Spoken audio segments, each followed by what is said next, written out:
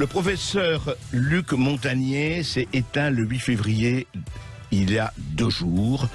Il y a eu quand même un silence assez troublant depuis 48 heures, à part rompu par quelques personnes, dont le site François, mais en général, pas d'hommage. Et puis, on a entendu et on a lu, un tweet du professeur Didier Raoult et aussi du sociologue Edgar Morin. Bonjour Didier Raoult. Bonjour.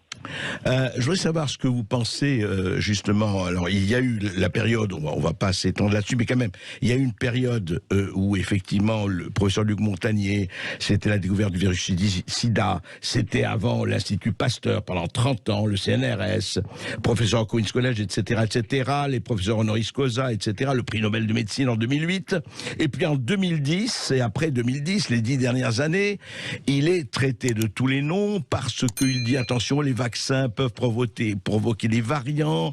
Il dit attention, le virus peut être fabriqué en laboratoire, et on dit comment vous osez dire ça, vous êtes vraiment un affreux complotiste, sinon un charlatan.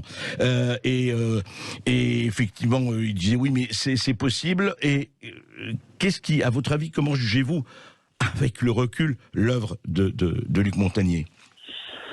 Écoutez, Luc Montagnier a pas du tout découvert le virus du sida par hasard.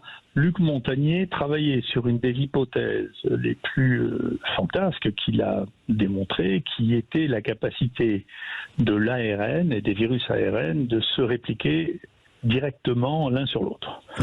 Et en faisant ça, il est retombé sur un travail génial qui est passé inaperçu pendant une trentaine d'années, qui est le virus de Rousse, qui est un Américain qui montrait dans le sarcome de la souris, qui est le cancer du sein de la souris, il piquait le sarcome du sein d'une souris, il injectait ça à une autre souris qui faisait un cancer. Donc c'était un truc tout à fait invraisemblable.